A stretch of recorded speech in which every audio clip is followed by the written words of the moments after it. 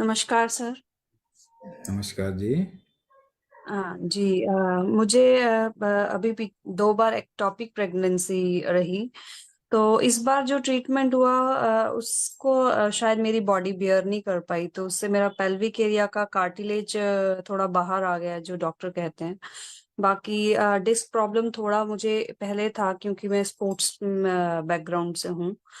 But वो जो pen है वो मुझे काफी अभी तंग कर रही है। तो वही है कि एक तरफ उसके बाद मुझे एंड्रोमियोसिस सिस्ट हो गया, तो मुझे उसकी भी मेडिसिन लेने पड़ रही है, पेन्स की भी मेडिसिन। और उससे ना बहुत नेगेटिविटी आना स्टार्ट हो गई है कि अभी मैं ठीक होंगी, मेरा बच्चा छोटा है, कैसे मेरी लाइफ चलेगी। तो मैं आपके यही बॉडी जानना में ना चाहती हूँ। आपके बॉडी में बहुत इम्बैलेंसेस है। ओके। हाँ, क्योंकि मैं भी स्पोर्ट्स बैकग्राउंड से हूँ। तो ओके। आई नो कि आजकल स्पोर्ट्स इंजरी बढ़ रही है। अगर आप डेटा उठा के देखें ना, जी जी जी। In the last 50 years athletes में स्पोर्ट्स इंजरी काफ़ी बढ़ रही है। ये जी क्यों होता है? इसका मेन रीज़न जो है कि हम बॉडी को जब बहुत जोर लगा के इस्तेमाल करते हैं तो इसके अंदर डिविएशंस आते हैं। तो इसीलिए इसको ओके। वापस बैलेंस करने की जरूरत पड़ती है। ये 3 तरीके के अलाइनमेंट जैसे मैंने बताया ना, ये बहुत जरूरी होता है। And the ability of body to get back to balance, इसको बढ़ाने की जरूरत होती है, खास करके स्पोर्ट्स के लोगों के लिए। Okay. I suffered from these deviations long time. ये मैंने भी सफर किया, जो आपको मैं देख रहा हूं ना। जी जी जी। तो इस तरीके की सिचुएशन को मैंने बहुत समय तक सफर किया है, तब पता चला कि body has to be aligned. अगर आप जैसे देखिए, अगर आप गाड़ी को भी ऊबड़ खाबड़ जगह में ले जाते हैं तो व्हील अलाइनमेंट कराते हैं, जी जी जी। मगर शरीर को हम हर तरीके से यूज कर रहे हैं, इसका अलाइनमेंट हम कर ही नहीं रहे। नाभि कौड़ी नले, middle of the navel, middle of chest and the inner thigh, जो पहलवान ठोकते हैं ना, वो नले हैं। जी जी। उससे हम्म। आपका स्केलेटल बैलेंस बनता है। तो ये 3 बैलेंस अगर नहीं है शरीर में तो इम्बैलेंस तो हो गई। हिप में प्रॉब्लम का मतलब ही है लेफ्ट राइट का इम्बैलेंस है ही आपको। और आपकी आंखें जो है ना, वो बता रही हैं उनके अंदर स्ट्रेस बहुत है। वो बता रही है बहुत। आपका और हाँ, जी, नी मेटा पेन और मतलब अभी इतना एज भी नहीं है, और नी पेन और बहुत कुछ लगता है करियर भी एकदम स्टॉप हो गया है। और बहुत नेगेटिव थॉट्स आते हैं। दोबारा खेलना है। खेलना तो अभी मुझे लगता है मेरी कंडीशन देख के कि इम्पॉसिबल हो गया है। मैं 6 महीने, देख रही हूँ। 6 महीने हाँ करो और दोबारा फिर प्रैक्टिस करना, खेलना। एटलीस्ट नॉट प्रोफेशनली तो अपने, कम से कम अपनी जी। खुशी के लिए तो, एक एथलीट के क्योंकि लिए। मैं बहुत मुझे एक हैप्पीनेस मिलती है। मॉर्निंग में भी मैं 2 आवर्स योगा करती हूँ, एक्सरसाइज। और कुछ एक्सरसाइजेज हैं जो अब मैं कर नहीं पाती हूँ ड्यू टू पेन, और वो तो कई बार मेरे को देखिए, हाँ, बड़ा देखिए गिल्ट फील होता है। एक और बात मैं बोलूं। आप जो योगा, क्योंकि योगा बेसिकली, देखिए, एक योगा को पहले थोड़ा सा हम समझ जाते हैं। योग जो है ना, वो मुक्ति जी। के लिए होता है। आपके ओके। जीवन में ना 6 बेसिक आयाम होते हैं।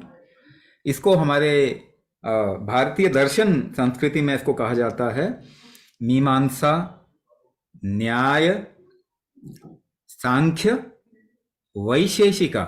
ये 4 आयाम, इसको इस तरीके से भी कहते हैं धर्म अर्थ काम।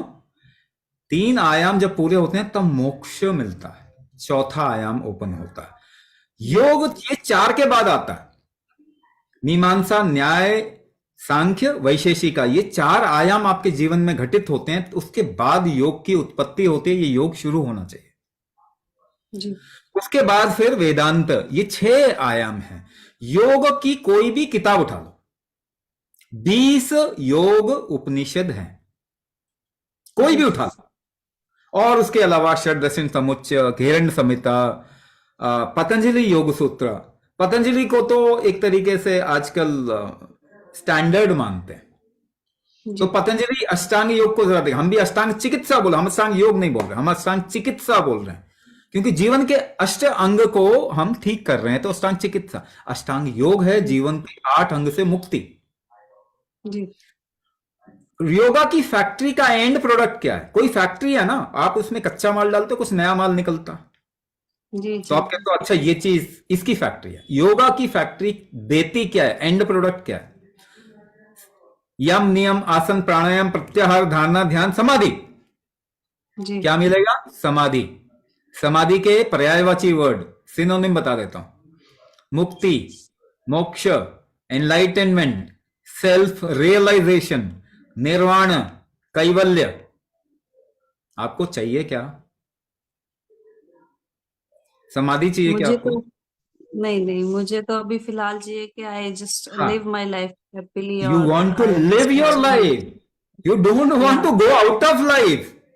या because this time I am totally out of control with my emotions. There हाँ आर सो मेनी थॉट्स के हाँ अभी हाँ। What happen control next. किसी और चीज को भी, किसी चीज को भी आप कंट्रोल कैसे करते हैं? How do you control anything and everything in your life? By holding we your are breath. Trying. रस्साकसी खेला या है? रस्साकसी खेल। हाउ डू यू हाँ पुल जी। Back? How do you pull back? सांस रोक के खींचते हो ना। वी हैव आप टू कुंभक होल्ड से ऑन। कंट्रोल करते हो हर जी। चीज को। अगर कंट्रोल खत्म हो गया तो कुंभक करना। अभी मुक्ति नहीं चाहिए आपको, समाधि नहीं चाहिए। ऑल्दो बिल्कुल। योगा कोई करा नहीं रहा, तो योगा को हमने एक्सरसाइज बना दिया है तो इट्स ओके। बट एक और बात ध्यान में लाने की, अगर आपका शरीर इम्बैलेंस में है ना, तो शरीर को जोर लगाने से या फिर ज्यादा बेंड करने से ना इम्बैलेंसेस बढ़ जाएंगे। हाँ, वही हो रहा है मेरे साथ, बिकॉज मुझे लगता है कि अभी मैं बहुत ज्यादा इंटेंस एक्टिविटी तो नहीं कर पा रही हूँ, तो चलो योगा एंड मगर सिंपल करने की एक्सरसाइज। कोशिश कर रहे हैं। स्पोर्ट्स वाले जी ना जब जी। योगा करते हैं ना तो उसे इंटेंस एक्सरसाइज की तरह ही करते हैं। Please slow down. Your body is not in balance. पहले या बैलेंस बनाना है, अलाइनमेंट करना है, उसके बाद आप कुछ कैसे भी इस्तेमाल करो चलेगा। एक पांव छोटा एक पांव बड़ा हो ना, जितना दौड़ेंगे उतनी तकलीफ होगी।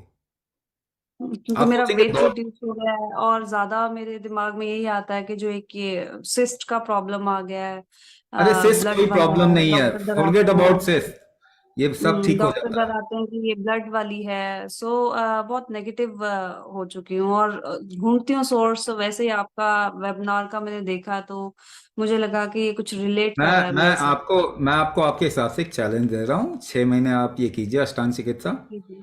यू जी विल सी, जी। You will become a different person. Thank you.